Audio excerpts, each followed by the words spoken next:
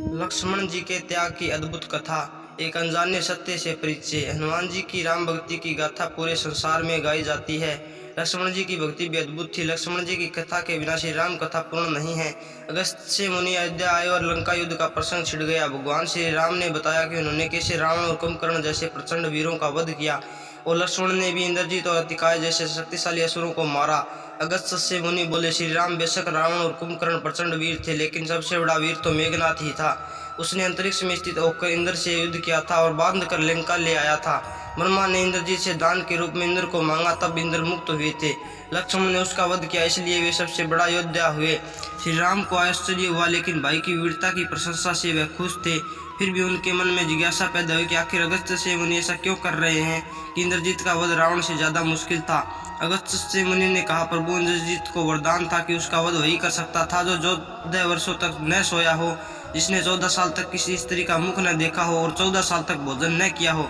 श्री राम बोले, परंतु मैं वनवास काल में 14 वर्षों तक नियमित रूप से लक्ष्मण के हिस्से का फल फूल देता रहा। मैं सीता के साथ एक कुटी में रहता था, बगल की कुटी में लक्ष्मण थे। फिर सीता का मुख भी न देखा हो और 14 वर्ष तक सोए न हो, ऐसा कैसे संभव है। अगस्त से मुनि सारी बात समझकर मुस्कुराए, प्रभु से कुछ छुपा है भला।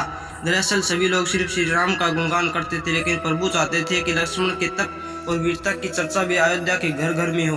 अगस्त से मुनि ने कहा, क्यों न लक्ष्मण जी से पूछा जाए। लक्ष्मण जी आए। प्रभु ने कहा कि आपसे जो पूछा जाए उसे सच सच कहिएगा। प्रभु ने पूछा, हम तीनों 14 वर्षों तक साथ रहे, फिर तुमने सीता का मुख कैसे नहीं देखा। फल दिए गए फिर भी अनारी कैसे रहे और 14 साल तक सोए नहीं, ये कैसे हुआ। लक्ष्मण जी ने बताया, भैया जब हम भाभी को तलाशने ऋषिमुख पर्वत गए तो सुग्रीव ने हमें उनके आभूषण दिखाकर पहचानने को कहा। आपको स्मरण होगा, मैं तो सिवाय उनके पैरों के नुपुर के कोई आभूषण नहीं पहचान पाया था, क्योंकि मैंने कभी उनके चरणों के ऊपर देखा ही नहीं। 14 वर्ष नहीं सोने के बारे में सुनिए। आप और माता एक कुटिया में सोते थे, मैं रात भर बाहर धनुष पर बाण चढ़ाए पहरेदारी में खड़ा रहता था। निंद्रा ने मेरी आंखों पर कब्जा करने की कोशिश की तो मैंने निंद्रा को अपने बाणों से भेज दिया था। निंद्रा ने हरकर स्वीकार किया कि वह 14 साल तक मुझे स्पर्श नहीं करेगी, लेकिन जब श्री राम अयोध्या में राज्याभिषेक हो रहा होगा और मैं उनके पीछे सेवक की तरह छत्र लिए खड़ा रहूंगा, तब वह मुझे घेरेगी। आपको याद होगा, राज्याभिषेक के समय मेरे हाथ से छत्र गिर गया था। अब मैं 14 साल तक अनारी कैसे रहा। मैं जो फल फूल लाता था, आप और उसके 3 भाग करते थे। एक भाग देकर आप मुझसे कहते थे, लक्ष्मण फल रख लो। आपने कभी खाने को नहीं कहा, फिर बिना आज्ञा आपके मैं उसे कैसे खाता। मैंने उन्हें संभाल कर रख दिया। सभी फल उस कुटिया में अभी भी रखे होंगे।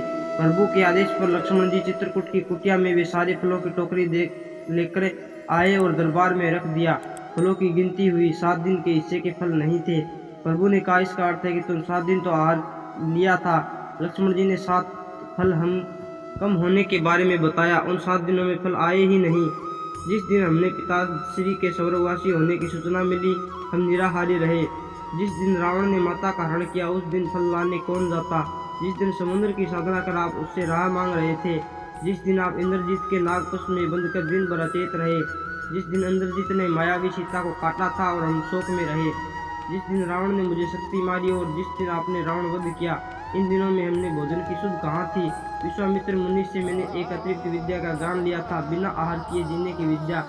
उसके प्रयोग में से मैं 14 साल तक अपने भूख को नियंत्रित कर सका, जिससे इंद्रजीत मारा गया। भगवान श्री राम ने लक्ष्मण जी की तपस्या के बारे में सुनकर उन्हें हृदय से लगा लिया। कोई जड़ हृदय ही होगा जिसकी आंखों से इस प्रसंग को पढ़कर अश्रु न निकले।